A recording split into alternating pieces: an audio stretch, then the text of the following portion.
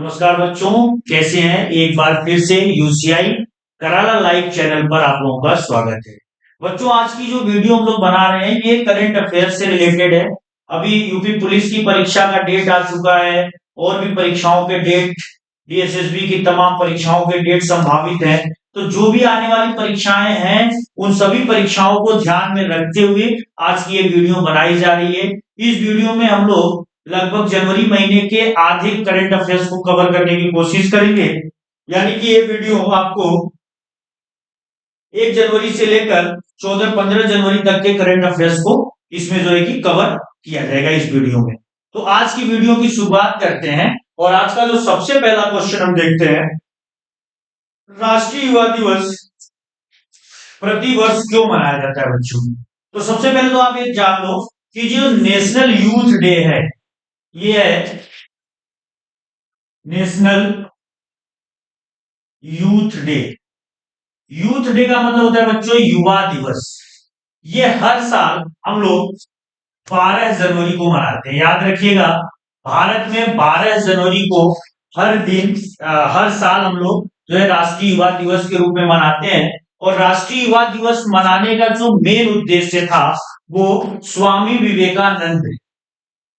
तो यहाँ पे जैसे ऑप्शन में आपके सामने है कि किसके जन्मदिन के रूप में हम मनाते हैं? प्रधानमंत्री नरेंद्र मोदी का सम्मान करने के लिए, स्वामी विवेकानंद के जन्म दिवस के उपलक्ष्य में, स्वामी दयानंद सरस्वती के आदर्शों का जश्न मनाने के लिए, या भगत सिंह का जन्मदिन मनाने के लिए। तो यहाँ पे जो सबसे सही ऑप्शन ठीक है बच्चों वो है स्वामी विवेकानंद का जन्मदिन। तो स्वामी विवेकानंद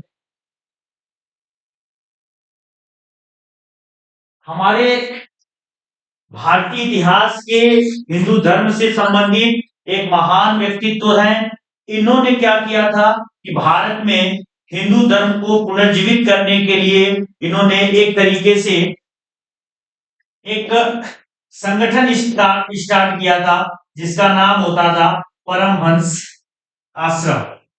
इन परमहंस आश्रमों के साथ इन्होंने पूरे देश में हिंदू धर्म को दोबारा स्थापित करने का प्रयास किया। वैसे तो बच्चों अगर आपसे पेपर में पूछा जाए कि वेदों की ओर लौटो या फिर हिंदू धर्म में सबसे ज्यादा जो प्रयास किया कि हिंदू धर्म सबसे ज्यादा तेजी से जो है कि आगे बढ़े, ये सब जो प्रयास किया था ये दयानंद सरस्वती ने किया था। तो स्वामी दयानंद सरस्वती और स्वामी विवेकानंद ये दोनों ऐसे नाम हैं जो हिंदू धर्म को पुनर्स्थापित करने के लिए जाना जाता है। स्वामी विवेकानंद से रिलेटेड एक कथन या एक वाक्य बड़ा न्यूज में रहता है या कभी कभी पेपरों में लगातार पूछा जाता है। वो ये है बच्चों कि 1893 में विश्व धर्म संसद का आयोजन किया गया था। वहां पे सभी धर्मों के लोग पहुंचे थे और उस विश्व धर्म संसद में हिंदू धर्म का प्रतिनिधित्व करने के लिए स्वामी विवेकानंद पहुंचे थे। और इन्होंने जो वहां पे भाषण दिया था, स्पीच दिया था, वो स्पीच पूरी दुनिया में आज तक अमर है। तो स्वामी विवेकानंद 1893 के विश्व धर्म संसद में दिए गए अपने स्पीच के लिए जाने जाते हैं। स्वामी विवेकानंद परमहंस आश्रम की स्थापना के लिए जाने जाते हैं। इनके गुरु का नाम था स्वामी परमहंस। तो रामकृष्ण परमहंस, स्वामी रामकृष्ण परमहंस इनके गुरु थे और अपने गुरु के नाम पर एक रामकृष्ण परमहंस आश्रमों की खूब सारी स्थापना की। इसके अलावा यहाँ पे जो नाम एक और है स्वामी दयानंद सरस्वती। दयानंद सरस्वती को आर्य समाज के संस्थापक के रूप में जाना जाता है। आर्य समाज आज के डेट में हमारे भारत में बहुत बड़ी संस्था है और आर्य समाज को स्थापित करने वाले जो बड़े नेता थे वो दयानंद सरस्वती थे। इन्होंने एक किताब भी लिखा, सत्यार्थ प्रकाश। इनकी फेमस किताब का नाम था सत्यार्थ प्रकाश और इस किताब के माध्यम से ये हिंदू धर्म को दोबारा पुनर्स्थापित करने का प्रयास करते हैं। इनका एक बड़ा ही प्रसिद्ध नारा था, वेदों की ओर लौटो। तो वेदों की ओर लौटो का भी नारा इन्होंने दिया था। तो बच्चों आज की जो पहली करंट अफेयर क्वेश्चन था, राष्ट्रीय युवा दिवस हम कब मनाते हैं? 12 जनवरी को मनाते हैं। क्यों मनाते हैं? तो स्वामी विवेकानंद का जन्मदिन मनाने के लिए। अगला जो क्वेश्चन है बच्चों यहाँ पर, ये भी काफी इंटरेस्टिंग क्वेश्चन है। लगातार चौथी बार बांग्लादेश के प्रधानमंत्री के रूप में किसे चुना गया है? ये तो समझ लीजिए कि क्वेश्चन बहुत ज्यादा आउट होने वाला है पेपर के लिए, क्योंकि बांग्लादेश में लगातार चौथी बार इनको प्रधानमंत्री का पद दिया गया है। और ये जो है मोहम्मद शहाबुद्दीन है, शेख हसीना है, नवाज शरीफ है या मोहम्मद आसिफ है। तो आप याद रखना बच्चों, शेख हसीना। शेख हसीना काफी सालों से बांग्लादेश की प्रधानमंत्री बनी हुई है। शेख हसीना कोई और नहीं है, बांग्लादेश के संस्थापक, बांग्लादेश के जनक या फाउंडर मुजीब उर रहमान, मुजीब उर रहमान की पुत्री है। जब बांग्लादेश 1971 में बना था तो बांग्लादेश को बनाने में इसी व्यक्ति का सबसे बड़ा रोल था। बांग्लादेश की स्थापना एक्चुअल में होती कैसे है, अगर इसकी पूरी कहानी आप देखोगे तो जब हिंदुस्तान का बंटवारा हुआ था तो पाकिस्तान नाम का एक देश बना। पाकिस्तान ने क्या किया था कि एक हिस्सा तो यहां पर लिया जिसको वो पूर्वी पाकिस्तान कह रहा था, और एक हिस्सा वो बंगाल के पास लिया जिसको इसको पश्चिमी पाकिस्तान कह रहा था और इसको पूर्वी पाकिस्तान कह रहा था। जो पश्चिमी पाकिस्तान वाले थे ये उर्दू और हिंदी बोलते थे। उर्दू हिंदी बोलने के साथ साथ पर्सनैलिटी या जिसको आप ये कह सकते हो कि रंग रूप में काफी ये थोड़े से अच्छे होते थे, यानी गोरे होते थे, तो ये अपने को अच्छा समझते थे। यहाँ के लोग जो थे पूर्वी पाकिस्तान के, ये बांग्ला बोलते थे और ये बंगाल के पास होने के कारण थोड़े से नाटे कद के और सांवले रंग के होते थे। इन दोनों कारणों से इनको कहीं कभी भी उतना इंपॉर्टेंस नहीं दिया जा रहा था। दूसरी चीज, पाकिस्तान की संसद हो, राजधानियों, सब कुछ इस वाले पार्ट में स्थापित किया गया था। तो जब भी कोई नेता चुना जाता था यहां से तो वो यहां जाकर बैठता था, तो उसको यहां पर उतना इंपॉर्टेंस नहीं दिया जाता। तो ये पूर्वी पाकिस्तान के लोगों ने कहा कि भाई जब हमारा तुम लोगों के साथ कोई मतलब ही नहीं है, तुम लोग सिर्फ अपने यूज के लिए हमको यहाँ पे रखे हो, तो हमको एक नया देश चाहिए, हम नया देश बनाएंगे। और उस देश का, नए देश को बनाने का जो आंदोलन था वो मुजीब उर रहमान के नेतृत्व में बहुत तेजी से आगे बढ़ने लगा। मुजीबुर रहमान अपने आंदोलन के कारण बांग्लादेश का बना देते हैं, जिसमें भारत भी मदद करता है। इस मदद के वजह से भारत और पाकिस्तान के बीच 1971 में युद्ध भी होता है। बाद में 1972 में हम लोग एक समझौता करते हैं जिसका नाम शिमला समझौता है। तो यहाँ पर बच्चों कई सारे क्वेश्चन आपका यहाँ पे बन रहा है। यहाँ पे जैसे कहने का मतलब है कि 1972 में शिमला समझौता, ये जो शिमला समझौता था किन दोनों देशों के बीच हुआ था? ये दोनों देश थे पाकिस्तान और भारत। और ये जो समझौता हुआ शिमला समझौता, ये बांग्लादेश के मुद्दे को लेकर, बांग्लादेश को लेकर 1971 में हुए भारत पाकिस्तान युद्ध को रोकने के लिए, युद्ध के लिए इस पाकिस्तान ने जब ये समझौता किया तो फाइनली बांग्लादेश को एक नए देश के रूप में मान्यता मिल गई। बांग्लादेश के संस्थापक मुजीब उर रहमान उसके प्रधानमंत्री बने। उसके बाद काफी दिनों तक उन्होंने बांग्लादेश की सरकार चलाई। बांग्लादेश इस समय पूरी दुनिया में सबसे तेजी से बढ़ने वाली अर्थव्यवस्थाओं में से एक है। बांग्लादेश में उद्योग धंधे में, कुटीर उद्योग में, जैसे जो जूट इंडस्ट्रीज है या कपड़ा उद्योग, रेडीमेड गारमेंट्स है, ये बहुत तेजी से बढ़ रहे हैं। तो बांग्लादेश का जो पोटेंशियलिटी है वो बहुत तगड़ा है। पॉपुलेशन भी इनके पास है, तो इसलिए इनके पास सस्ता श्रम मिल जाता है, तो बहुत तेजी से आपके उद्योग धंधे विकसित हो रहे हैं। और लगातार चौथी बार बांग्लादेश की प्रधानमंत्री जो बनी है वो शेख हसीना बनी है। चलिए बच्चों अगले क्वेश्चन की तरफ चलते हैं। जो अगला क्वेश्चन हम लोगों का है,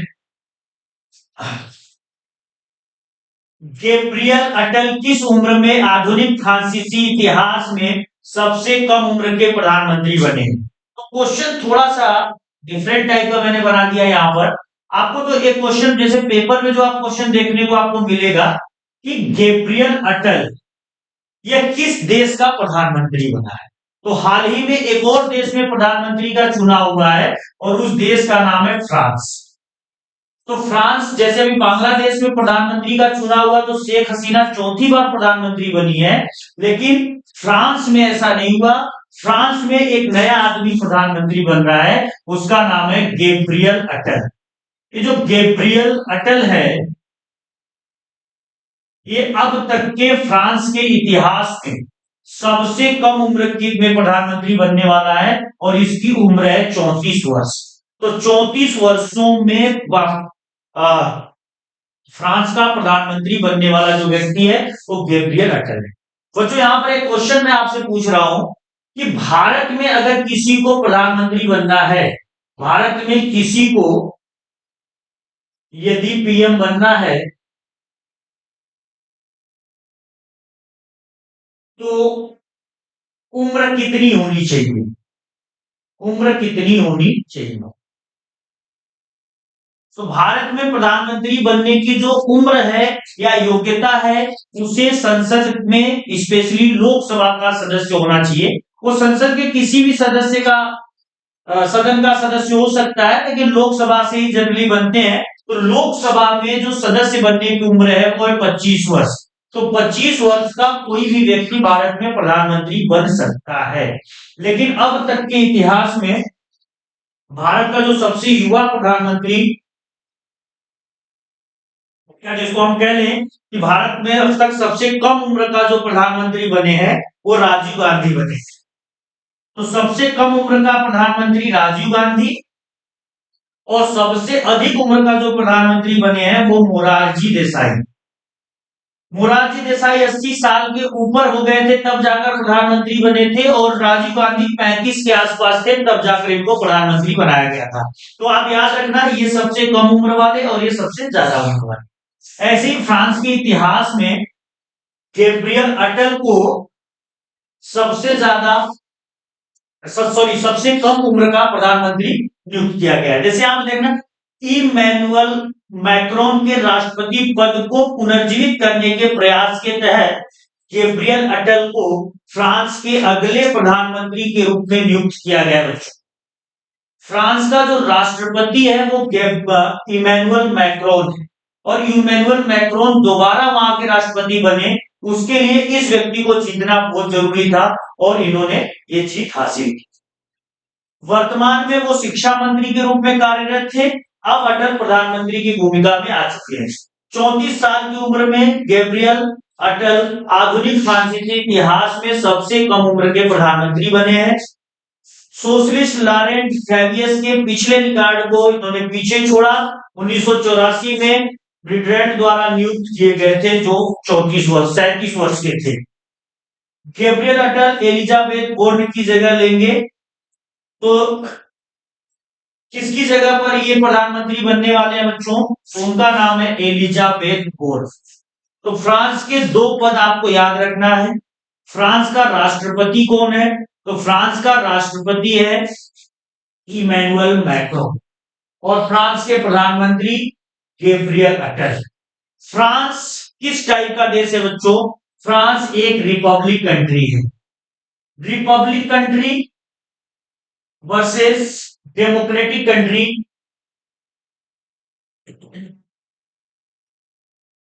राजतंत्र ये है, सॉरी डेमोक्रेटिक होता है लोकतंत्र। रिपब्लिक कंट्री का मतलब होता है गणतंत्र। इन दोनों का बेसिक जो डिफरेंस होता है डेमोक्रेटिक और रिपब्लिक का बच्चों, दुनिया के वे देश जहां पे लोकतंत्र स्थापित है, जनता का शासन स्थापित है, वो डेमोक्रेसी कहलाते हैं। लेकिन हर डेमोक्रेटिक कंट्री रिपब्लिक नहीं होता, क्योंकि रिपब्लिक सिर्फ वह कंट्री होता है जिसका अध्यक्ष या जिसका पहला व्यक्ति निर्वाचित हो। जैसे हम इसको ऐसे भी समझा सकते हैं कि डेमोक्रेसी में, या इसको आप ऐसे समझो कि एक लोकतंत्र है, लोकतंत्र का मतलब होता है जनता का शासन। इस लोकतंत्र के दो रूप हमको देखने को मिलते हैं। एक, जहां पर जो सरकार या देश का पहला व्यक्ति या देश का जो अध्यक्ष होता है या देश का, जिसको हम ये कह सकते हैं कि सबसे प्रथम नागरिक हो, वो क्या होगा, वो वंशानुगत होगा, किसी राजा का लड़का या राजा की लड़की ही वहां पर पद पर बैठेगी। जैसे ब्रिटेन है, तो ब्रिटेन में लोकतंत्र तो है बच्चों, लेकिन वहां पे गणतंत्र नहीं है, क्योंकि ब्रिटेन का पहला व्यक्ति यानी राजा कभी भी निर्वाचित नहीं होता है। राजा हमेशा क्या होता है, वंशानुगत होता है।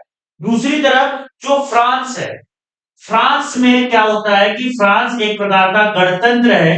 गणतंत्र का मतलब होता है कि यहाँ का जो पहला व्यक्ति यानी राष्ट्रपति होगा, उसका चुनाव किया जाएगा, उसका इलेक्शन होगा। ये नहीं कि राष्ट्रपति का लड़का ही राष्ट्रपति बन जाएगा। तो जैसे हमारा इंडिया है, हमारा इंडिया लोकतांत्रिक देश है, लेकिन लोकतांत्रिक के साथ क्या हम ब्रिटेन के राजतंत्र को भी फॉलो कर रहे हैं या फिर फ्रांस के गणतंत्र को फॉलो कर रहे हैं? तो हम लोकतंत्र होने के साथ साथ गणतंत्र है। जैसे अगर हम देखें तो 26 जनवरी को हम लोग गणतंत्र दिवस मनाते हैं। गणतंत्र का मतलब होता है रिपब्लिक। रिपब्लिक का मतलब कि जिस देश का अध्यक्ष कभी भी वंशानुगत नहीं होगा। आज भी दुनिया के बहुत सारे देश हैं जहां पर रिपब्लिक नहीं है, जैसे कि ब्रिटेन है, जैसे डेनमार्क है, जैसे जापान है। अभी भी यहाँ पे राजा बना हुआ है। वहां पे सरकार चुनी हुई, जनता के द्वारा चुनी हुई सरकार होती है, लेकिन देश का जो पहला व्यक्ति यानी देश का जो अध्यक्ष होता है वो राजा होता है, और राजा हमेशा जो है कि वंशानुगत होता है। तो याद रखिएगा, ये क्वेश्चन काफी इंपॉर्टेंट है। इसके बाद बच्चों अगला जो क्वेश्चन है हमारा, दिसंबर 2023 में भारत मालदीव संबंधों में गिरावट का क्या कारण था? बहुत ही खतरनाक क्वेश्चन है बच्चों, और काफी इंपॉर्टेंट क्वेश्चन भी है यहाँ पर कि दिसंबर 2023 में भारत मालदीव संबंधों में गिरावट का क्या कारण है। आपके सामने ऑप्शन है, व्यापार को लेकर विवाद, पीएम मोदी की लक्षद्वीप यात्रा के बारे में अपमानजनक टिप्पणी, सैन्य संघर्ष या आर्थिक अनुमोदन। तो पहले तो आप ये जान लो कि मालदीव हमारा एक पड़ोसी देश है। अगर भारत का मैप आप देखेंगे तो ये इंडिया है। इंडिया के अरब सागर में यहाँ पे कुछ द्वीप समूह हैं जिनके नाम लक्षद्वीप है। इसके बाद यहाँ पर एक 8 डिग्री चैनल का रास्ता है, 8 डिग्री चैनल। इस 8 डिग्री चैनल के बाद यहाँ पर एक छोटा सा देश है जिसका नाम मालदीव है। तो मालदीव शुरू से हमारे लिए काफी इंपॉर्टेंट रहा। मालदीव की जो स्ट्रेटेजिक लोकेशन हिंद महासागर में है और अरब सागर के पास में, वो भी काफी इंपॉर्टेंट है। तो मालदीव शुरू से हमारे यहाँ के बहुत सारे जो व्यापारी थे वो जाकर मालदीव में व्यापार किए, वहां पर उद्योग धंधों को स्थापित किए। तो मालदीव काफी हद तक पूरे इंडिया का ही वहां पे बोलबाला था।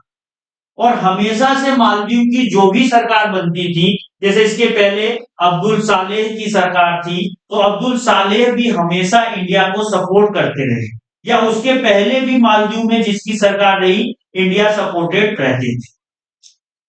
लेकिन हाल ही के वर्षों में अंतर्राष्ट्रीय संबंधों में बदलाव देखने को मिल रहा है, और इन बदलावों के चलते मालदीव की जो सरकार या मालदीव के जो विपक्ष था वो कहीं न कहीं चाइना की तरफ ओरिएंट हो रहा था, झुक रहा।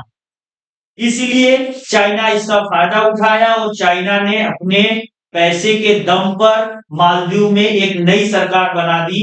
यानी कि जो चुनाव हुए अभी हाल ही में नवंबर महीने में हुए थे, तो मालदीव में जो पुरानी सरकार अब्दुल सालेह की थी वो गिर गई और एक नई सरकार डॉक्टर मोहम्मद मुइजू की बनी। डॉक्टर मोहम्मद मुइजू, याद रखिएगा ना ये नाम। तो डॉक्टर मोहम्मद मुइजू की सरकार बनी। इस व्यक्ति के बारे में ये कहा जाता है कि चाइना सपोर्टर है, ये लगातार चाइना को पसंद करता है। तो फिलहाल क्या हुआ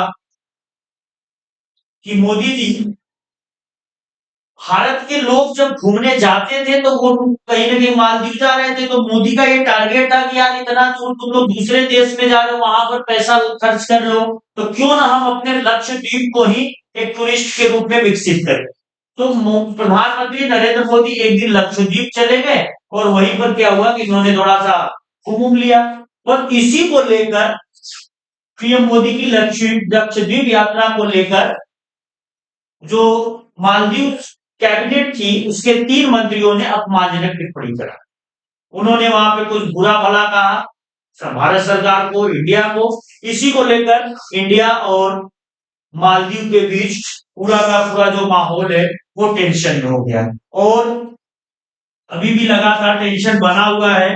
तो इस तरीके से अगर आपसे पेपर में वो क्वेश्चन पूछते हैं कि मालदीव और भारत के बीच टेंशन का मेन कारण क्या था, तो प्रधानमंत्री नरेंद्र मोदी की लक्षद्वीप यात्रा। और लक्षद्वीप यात्रा के बाद मालदीव के मंत्रियों ने क्या किया वहां पर कि उल्टा पुल्टा उनको वहां पर कमिटमेंट मतलब कमेंट कर दिया, जिसको लेकर पूरा माहौल टेंशन में हो गया।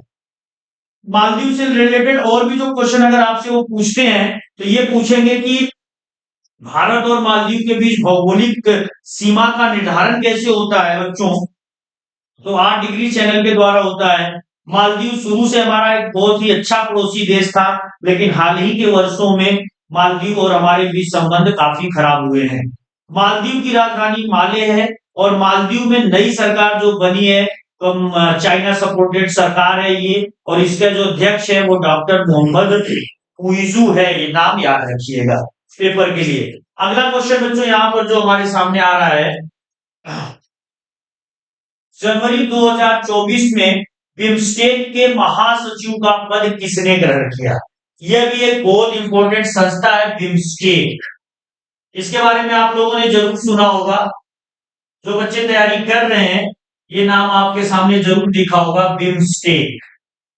बिम्स्टेक क्या है मैं भी इसके बारे में आपको बताऊंगा, लेकिन फिलहाल आपके सामने जो क्वेश्चन है, मणिशंकर अय्यर, इंद्रमणि पांडे, लालमणि त्रिपाठी और मुकेश यादव। तो इंद्रमणि पांडे को जो है कि बिम्स्टेक 2024 में महासचिव नियुक्त किया गया। अब बिम्स्टेक के बारे में हम लोग देखते हैं। बिम्स्टेक है, बिम्स्टेक का मतलब होता है bay of Bengal initiative for multi sectoral technical and economic cooperation. This is the full form of BIMSTEC. BIMSTEC का मतलब होता है दुनिया के वे देश जो बे ऑफ बंगाल के कोस्टल लाइन पर बसे हुए हैं। जो भी बे ऑफ बंगाल के कोस्टल लाइन पर हैं उन्हीं को मिलाकर ये बिम्स्टेक को बनाया गया है। इसमें जो बिम्स्टेक के देश हैं अगर हम यहाँ पर देखें तो इस समय इसके मेंबर्स में 7 देश हैं और इन 7 देशों के नाम बच्चों आपको दिख रहा होगा। बांग्लादेश है, भूटान है, इंडिया है, म्यांमार है, नेपाल है, श्रीलंका है और थाईलैंड है। ये नाम 7 देशों के नाम आपको याद रखने हैं। मेंबर इसके कितने हैं, तो 7 मेंबर्स हैं। ये 7 देश है, बांग्लादेश, भूटान, इंडिया, म्यांमार, नेपाल, श्रीलंका और थाईलैंड। और इसका जो मुख्यालय है बच्चों, इस बिम्स्टेक का मुख्यालय है बांग्लादेश की राजधानी ढाका में है। और इस बिम्स्टेक की जो स्थापना की गई है 6 जून 1997 को। तो बिम्स्टेक की स्थापना 1997। और इंद्रमणि पांडे, देखिए यही वाले पद की बात हुई थी कि इसका सेक्रेटरी जनरल कौन है, तो इसका सेक्रेटरी जनरल श्री इंद्रमणि पांडे हैं, अभी जस्ट नियुक्त हुए हैं। तो काफी इंपॉर्टेंट ये क्वेश्चन है श्री इंद्रमणि पांडे के बारे में। चेयरमैनशिप के बारे में इसको आप ये समझ लो कि बिम्स्टेक के जो 7 देश होते हैं ये मिलकर हमेशा इसकी चेयरमैनशिप को लेते हैं और पूरा का पूरा जो बिम्स्टेक की प्रक्रिया है या कार्यविधि है उसको रेगुलेट करते हैं। तो इस समय बिम्स्टेक का जो चेयरमैनशिप है वो थाईलैंड को मिला हुआ है, तो थाईलैंड इस समय इसका हेड बना। तो बिम्स्टेक से रिलेटेड कोई भी क्वेश्चन अगर बिम्स्टेक का फुल फॉर्म पूछेंगे तब भी आप करके आना। वैसे फुल फॉर्म से तो कभी क्वेश्चन बनते हैं बच्चों, ज्यादातर ये पूछेंगे कि बिम्स्टेक का हेडक्वार्टर कहां पर है, तो हेडक्वार्टर ढाका में है। कितने इसके मेंबर्स हैं, 7 हैं। इसका नया चेयरमैन सेक्रेटरी जो चेयरमैनशिप इसका किस देश को मिला हुआ है करंट में, थाईलैंड। और इसका सेक्रेटरी जनरल कौन बने हैं, तो उनका नाम है इंद्रमणि पांडे। चलिए बच्चों इसके बाद अगले क्वेश्चन पर हम लोग आते हैं। जो हम लोगों का अगला क्वेश्चन है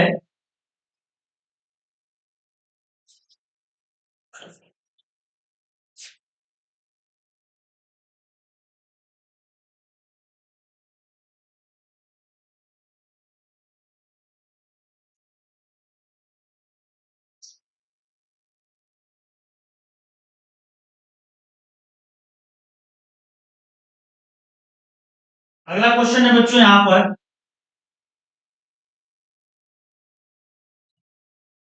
विश्व ब्रेल दिवस प्रतिवर्ष कब मनाया जाता है? काफी इंपॉर्टेंट क्वेश्चन ये भी है। ब्रेल दिवस, पहले तो ये जान लो कि यह एक प्रकार की लिपि, ब्रेल एक प्रकार की लिपि है। ये जो ब्रेल है, यह ब्रेल एक प्रकार की लिपि है, और इस लिपि को, ब्रेल लिपि को विकसित किया था लुईस ब्रेल नाम के व्यक्ति ने। लुईस ब्रेल, ये जो लुईस ब्रेल थे फ्रांस के रहने वाले थे, और इन्होंने अंधों के लिए, जो ब्लाइंड पीपल्स होते हैं, उनको पढ़ने के लिए एक नई लिपि बनाई। इस लिपि को बनाने के लिए हमेशा बच्चों याद रखना, एक मोटा सा कागज लिया जाता है। इस मोटे से कागज में किसी नुकीली चीज से उभार, बिंदु के रूप में उभार बनाया जाता है।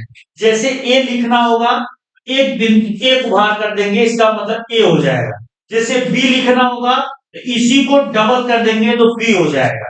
तो ऐसे ही करके इंग्लिश के सभी अक्षरों या जिस भी भाषा का बनाना है, उसको ये उभार करके बनाए जाते हैं।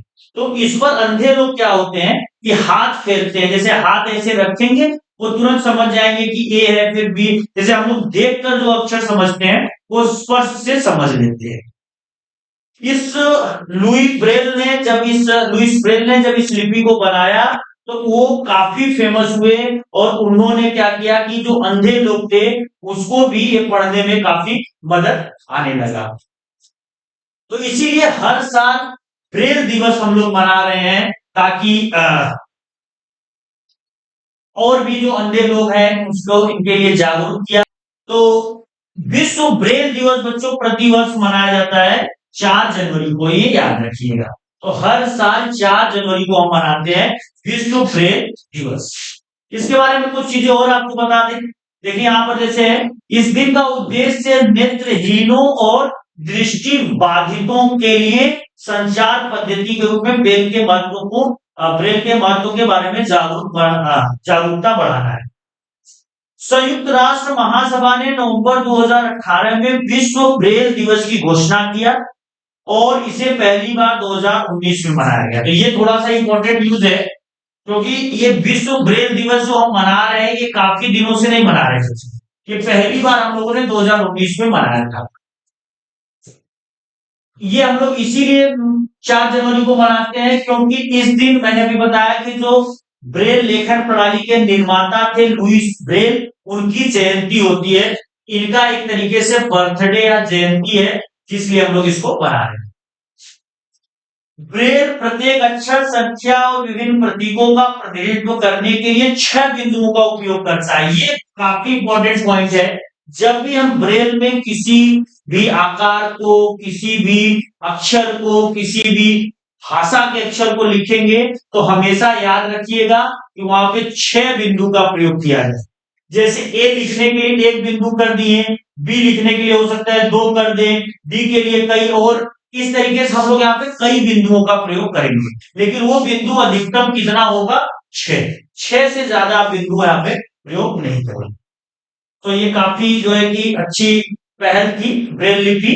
और बच्चों मैं आप लोगों को बात बता दूं, जब मैं 12th में पढ़ता था तो हम लोगों को जो इंग्लिश पढ़ाते थे टीचर, वो नेत्रहीन यानी दृष्टि बाधित ही थे।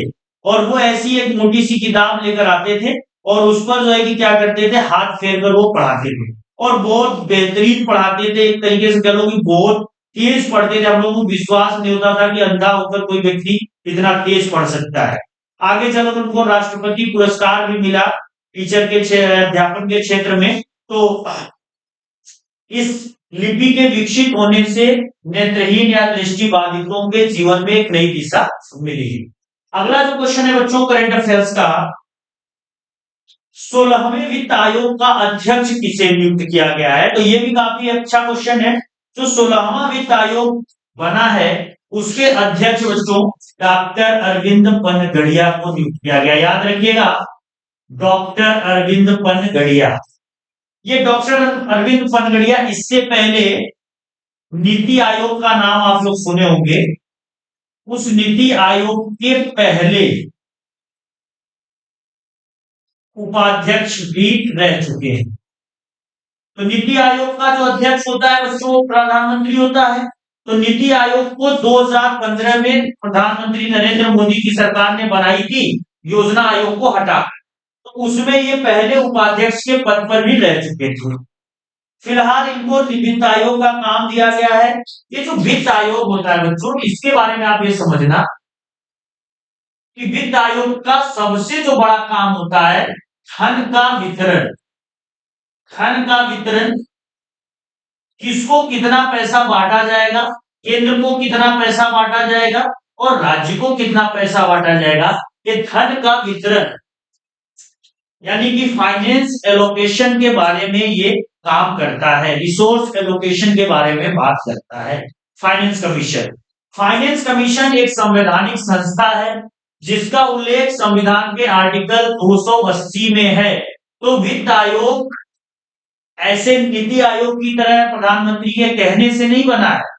वित्त आयोग बकायदा हमारे संविधान लिखने वालों ने 280 आर्टिकल में लिखा इसके बारे में। वित्त आयोग हर 5 साल पे बनेगा, राष्ट्रपति इसके अधिकारियों की नियुक्ति करेंगे, फिर हर 5 साल तक वित्त आयोग के सुझाव केंद्र सरकार और राज्य सरकार मानते हुए काम करें। इस समय हमारे देश में 16वां वित्त आयोग बन रहा है।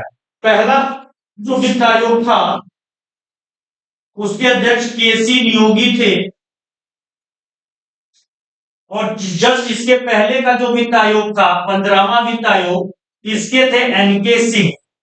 एनके सिंह अभी 15वें वित्त आयोग के अध्यक्ष थे और अभी जो है कि हमारा जो 16वां वित्त आयोग बन रहा है बच्चों, इसके हैं अरविंद पनगरिया। इस 16वें वित्त आयोग का जो कार्यकाल होगा ये 2025 से लेकर 2030 के बीच में होगा, तो ये याद रखिएगा।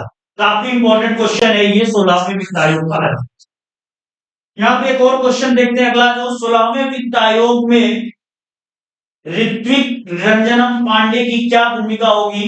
तो ऋत्विक रंजनम पांडे की भूमिका यहाँ पे सचिव के रूप में है बच्चों, तो ये सचिव है इसके। एक और क्वेश्चन यहाँ पर आ रहा है, जनवरी 2024 में राजस्थान में भारत और संयुक्त अरब अमीरात के बीच आयोजित संयुक्त सैन्य अभ्यास का क्या नाम था बच्चों। तो यहाँ पे डेजर्ट स्टॉर्म 2024 या desert thunder 2024, desert cyclone 2024, desert mirage. तो भारत संयुक्त अरब अमीरात के बीच बच्चों डेजर्ट साइक्लोन नाम का सैन्य अभ्यास हुआ है। यहाँ पर याद रखना 2024 में जनवरी महीने में राजस्थान में हुआ है। तो ये इंपॉर्टेंट, बहुत ज्यादा इंपॉर्टेंट क्वेश्चन है आपके लिए पेपर। अगर आप पुलिस, एसएससी, डीएसएसबी किसी भी पेपर में, इवन यूपीपीसीएस, आरओ में बैठने जा रहे हो, वो आप याद रखना desert cyclone is a paramilitary bilateral paramilitary exercise between India and UAE. UAE एक प्रकार का गल्फ कंट्री या खाड़ी देश है। यूएई की राजधानी बच्चों अबू धाबी है। यहाँ पर शारजाह और दुबई नाम के फेमस सिटीज हैं। तो यूएई हमारे लिए संयुक्त अरब अमीरात या यूनाइटेड अरब इमिरेट्स है, याद रखिएगा। तो काफी इंपॉर्टेंट क्वेश्चन है। इसके अलावा भारत अनेक देशों के साथ और भी सैन्य अभ्यास करता है। जैसे अगर हम लोग यहाँ पे देखें, जैसे सूर्य किरण हमारा एक फेमस सैन्य अभ्यास है। सूर्य किरण हम किसके साथ करते हैं, नेपाल के साथ मिलकर। जैसे हमारा एक सैन्य अभ्यास है संप्रीति, ये हम लोग बांग्लादेश के साथ मिलकर करते हैं। तो ऐसे इंडिया हैंड इन हैंड, जैसे एक और है हैंड इन हैंड, तो चाइना के साथ। तो ये बहुत सारे सैन्य अभ्यास हम अन्य देशों के साथ मिलकर करते हैं। फिलहाल अभी करंट में डेजर्ट साइक्लोन हुआ है, तो ये आपसे पेपर में क्वेश्चन आए। अगला क्वेश्चन है बच्चों यहाँ पर कि भारत कि किस राज्य ने 2024 के पहले दिन यानी 1 जनवरी को 108 स्थानों पर एक साथ सामूहिक सूर्य नमस्कार करने का गिनीज रिकॉर्ड बनाया है। तो इस राज्य का नाम है बच्चों गुजरात। गुजरात ने क्या किया है कि 108 जगहों पर, याद रखिएगा 108 स्थानों पर बहुत सारे लोगों को इकट्ठा किया और एक साथ जो है कि सूर्य नमस्कार करने का जो योग का एक तरीका है योग करने का, जिसमें सूर्य नमस्कार होता है।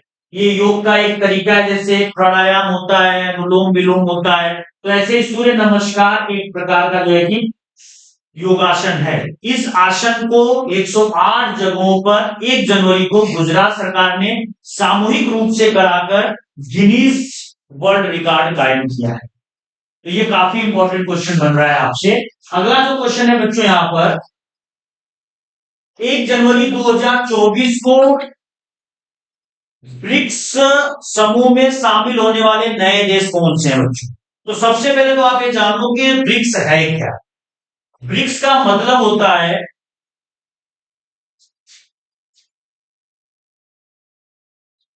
5 देशों का ग्रुप। बी से होता है ब्राजील, आर से होता है रशिया, आई से होता है इंडिया, सी से होता है चाइना, एस से होता है साउथ अफ्रीका।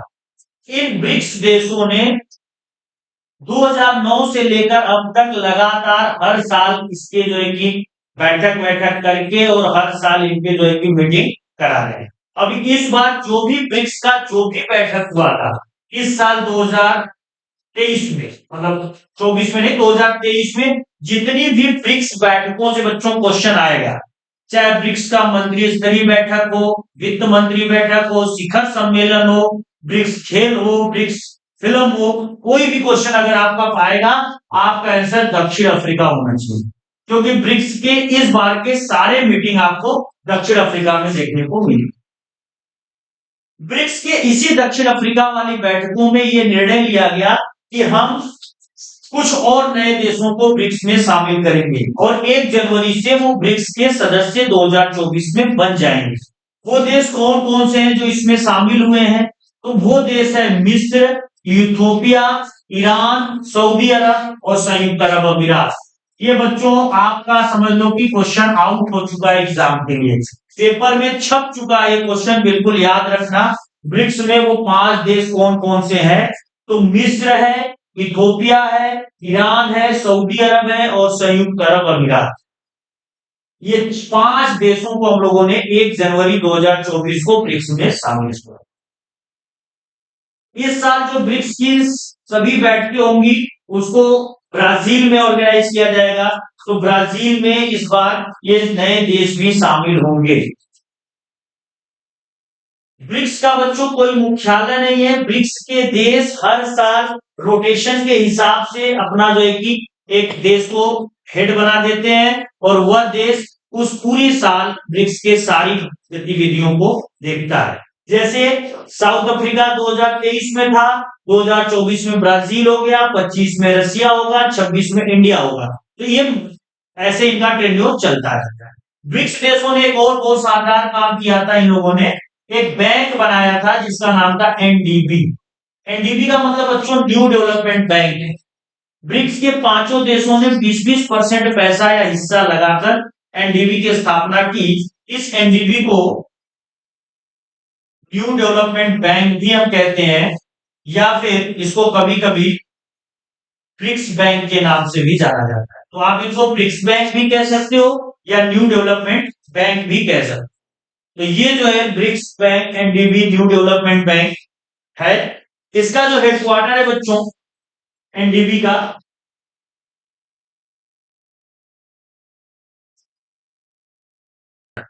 ब्रिक्स बैंक का बच्चों जो हेडक्वार्टर है वो संघाई में है।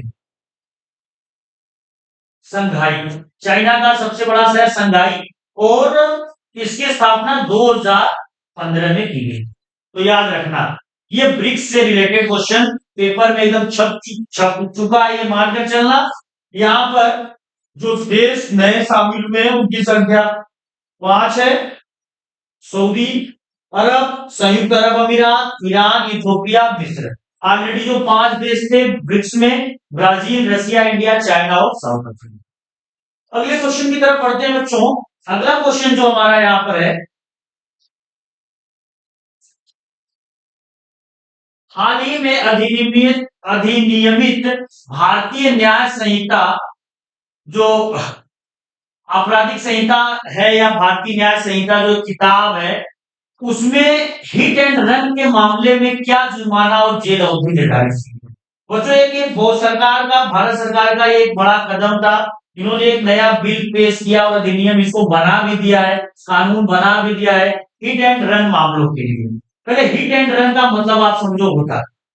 हिट एंड रन का मतलब ये होता है बच्चों कि अगर आप किसी फोर व्हीलर गाड़ी से या किसी भी टू व्हीलर गाड़ी से अगर आप जा रहे हो और किसी को धक्का आप मारते हो, इसका मतलब है कि आपने उसको हिट किया।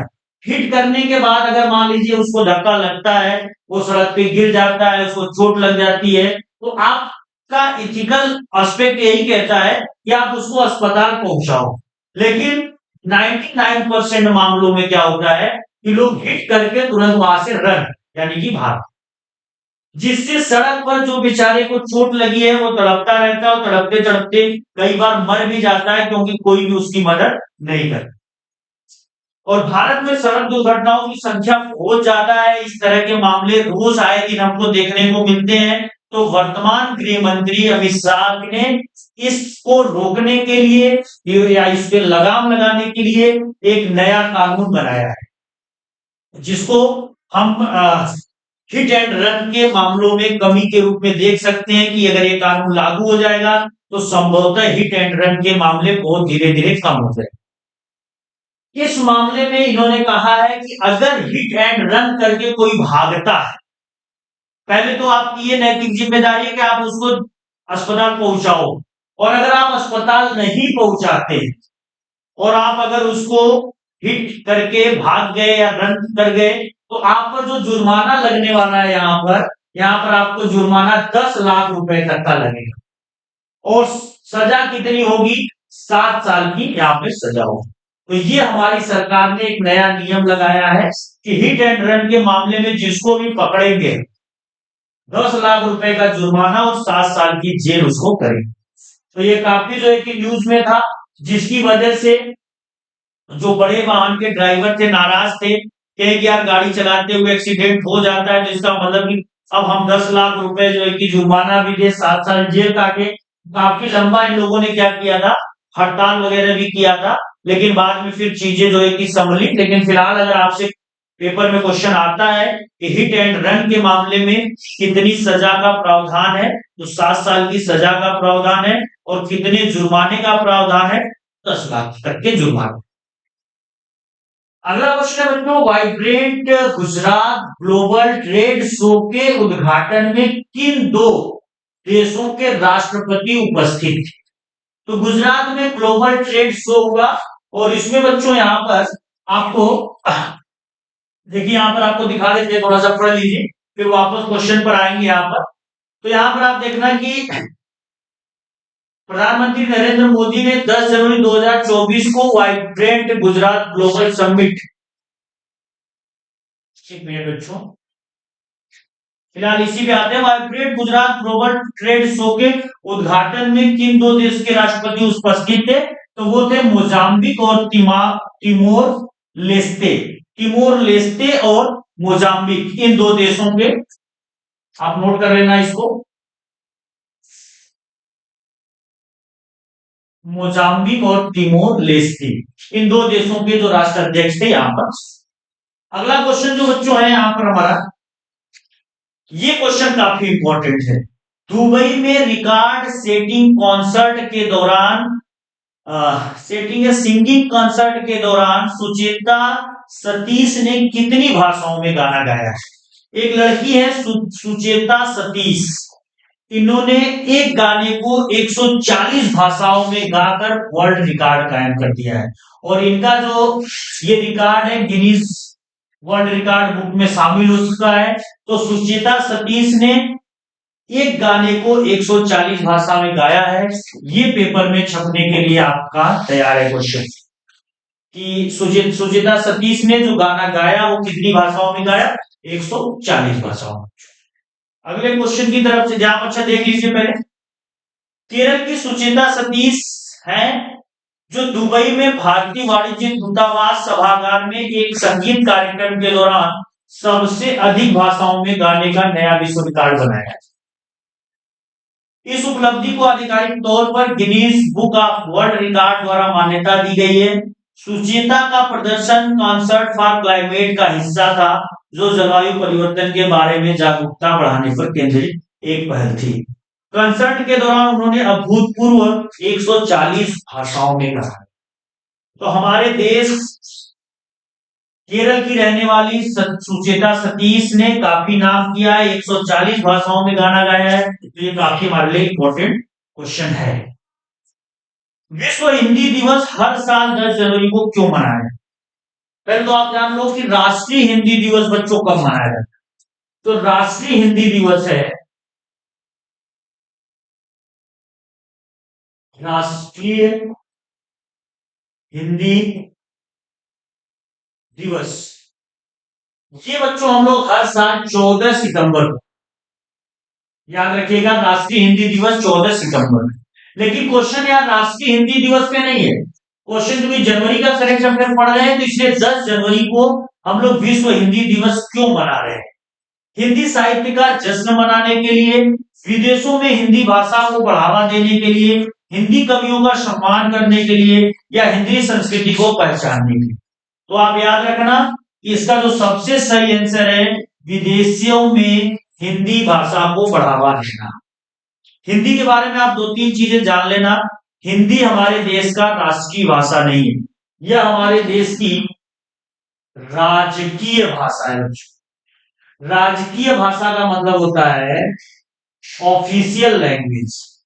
ऑफिशियल लैंग्वेज वे भाषाएं होती है जो सरकारी कामकाज में यूज होती है, यानी कि सरकारी कामकाज में यूज होने वाली भाषा को राजकीय भाषा कहते हैं। और आर्टिकल 343 में 343 में हिंदी को राजकीय भाषा का दर्जा। तो इस हिंदी को विदेशों में बढ़ावा करने के लिए या बढ़ावा देने के लिए हम लोग हर साल 10 जनवरी को अंतर्राष्ट्रीय हिंदी दिवस और 14 सितंबर को राष्ट्रीय हिंदी दिवस मनाते हैं। इसके बाद बच्चों अगला क्वेश्चन है, जनवरी 2024 में किस आतंकवादी समूह ने सोमालिया में संयुक्त राष्ट्र के हेलीकॉप्टर पर कब्जा कर लिया? पहले तो आप ये जान लो कि जो गल्फ कंट्रीज हैं वहां पर आतंकवाद सबसे बड़ा होता है, या गल्फ कंट्रीज एक तरीके से कह लो कि आतंकवाद से प्रभावित सबसे बड़े क्षेत्र हैं पूरी दुनिया में। और उन्हीं क्षेत्रों में एक देश है अफ्रीका का, जिसका नाम है सोमालिया। सोमालिया में बहुत आतंकवादी संगठन हैं जो 2006 में, ये जो सोमालिया में जिस आतंकवादी संगठन की बात हो रही है, ये 2006 में बनी थी संगठन, और 2006 में बनकर ये लगातार इस समय वर्तमान में क्या कर रही है, सोमालिया की जो वर्तमान सरकार है उसको उखाड़ फेंकने के चक्कर में है और अपनी सरकार बनाने के वहां पे। जैसे अफगानिस्तान में अलकायदा का नाम सुना होगा, तो अलकायदा है, तालिबान है, ये सब का नाम सुना होगा, ISIS का नाम सुना होगा। तो अफगानिस्तान में जो तालिबान लोग हैं, यह भी एक प्रकार का अंतरराष्ट्रीय मतलब कई देश इसको आतंकवादी संगठन कहते हैं, कई देश तो कहते नहीं। लेकिन फिलहाल अफगानिस्तान में तालिबानियों की सरकार है, तालिबानी पार्टी के लोगों ने मिलकर वहां की जो लोकतांत्रिक सरकार थी उसको खत्म किया और तालिबान की सरकार वहां पे बनी। ऐसे ही इस संगठन ने भी ये कोशिश किया है, इस संगठन ने ऐसे यहाँ कोशिश किया है कि हम भी सोमालिया में जो सरकार है उसको हटाकर अपनी सरकार बना लें। उस अंतरराष्ट्रीय आतंकवादी संगठन का नाम है अल शबाब। इसके बारे में थोड़ी सी और भी जानकारी लेते हैं बच्चों। फिलहाल आप ये देखो कि अगला जो क्वेश्चन है, भारत के सबसे लंबे पुल का क्या नाम है? ये क्वेश्चन सबसे ज्यादा आज के सेशन का सबसे इंपॉर्टेंट क्वेश्चन है, भारत के सबसे लंबे पुल का। तो भारत के सबसे लंबे पुल का नाम बच्चों, क्या राजीव गांधी सेतु है, अटल बिहारी वाजपेयी सेवरी नोहा सेवा अटल सेतु है, इंदिरा गांधी ब्रिज है, या सरदार पटेल चौराहा है? तो अभी हाल ही में भारत सरकार ने एक नए पुल का उद्घाटन किया है जिसका नाम है अटल बिहारी वाजपेयी सेवरी नोहा सेवा अटल सेतु। इसके बारे में थोड़ा सा देखते हैं। प्रधानमंत्री नरेंद्र मोदी ने 12 जनवरी 2024 को भारत के सबसे लंबे पुल अटल बिहारी वाजपेयी सेवरी व नुआहा सेवा अटल सेतु का उद्घाटन किया है। 21.8 किलोमीटर। बच्चों इस पुल की लंबाई टोटल कितनी है देख लो। इतना लंबा पुल अब तक भारत में नहीं बना था। ये 21.8 किलोमीटर यह लंबा पुल है और यह 5.5 किलोमीटर लंबा समुद्र पे 16 किलोमीटर और 5.5 किलोमीटर जो है कि ये कहां पर है, जमीन पर है। और ये मुंबई को काफी हद तक जो है कि विकसित और ज्यादा विकसित करने में मदद करेगा। तो ये मुंबई को उसके नए बंदरगाह नुआहा सेवा से कनेक्ट करने के लिए बनाया गया है। 21.8 किलोमीटर लंबा यह पुल अब तक के भारत के इतिहास का सबसे लंबा पुल है। पीएम मोदी ने 2016 में इस पुल की नींव रखी थी और अब जाकर ये तैयार हो चुका है। तो काफी इंपॉर्टेंट क्वेश्चन है बच्चों, बिल्कुल इसको अच्छे से आप क्या करिएगा कि पढ़ लीजिएगा। इसकी लंबाई जरूर पढ़िएगा, किन दो स्थानों को कनेक्ट कर रहा है उसको भी जरूर पढ़िएगा। Integrated test range ITR Chandipur किस राज्य में स्थित है? तो इंटीग्रेटेड टेस्ट रेंज बच्चों एक ऐसा सेंटर है जहां पर डीआरडीओ अपने नए नए जो हथियार बनाते हैं उसको टेस्ट करता है। तो ये जो चांदीपुर है ये आपको उड़ीसा में देखने को मिलेगा। तो अभी हाल ही में जो आकाश नाम की हमारी मिसाइल थी उसका अपग्रेडेड वर्जन डीआरडीओ ने लॉन्च किया है। उसका जो इन्होंने टेस्टिंग किया है वो इंटीग्रेटेड टेस्ट रेंज में जाकर किया है। तो यहाँ पे ये संस्था थोड़ी सी न्यूज में आ गई तो आपसे क्वेश्चन वो बना सकते हैं कि इंटीग्रेटेड टेस्ट रेंज चांदीपुर किस राज्य में है, तो बताइएगा उड़ीसा में।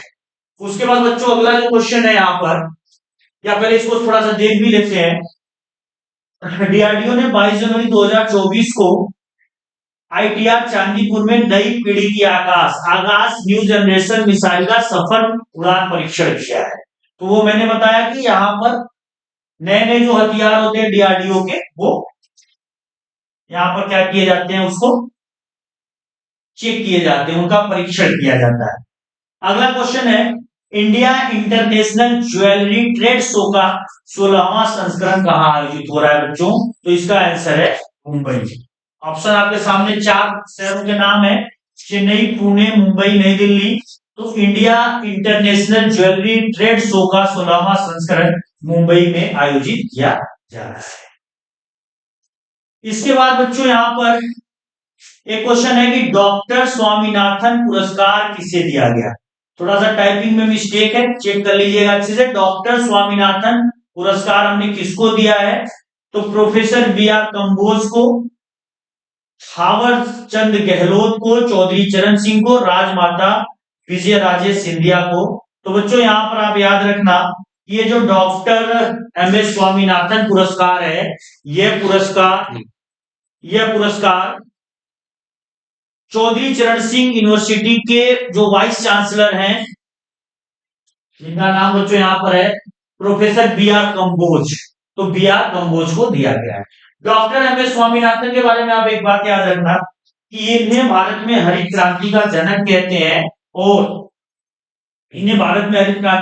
कहते हैं और इसी साल इनकी डेथ भी हुई है। तो इनके नाम पर भारत सरकार ने काफी पहले ही एम एस स्वामीनाथन पुरस्कार स्टार्ट किया। तो बच्चों आज की जो ये वीडियो थी इसमें हम लोगों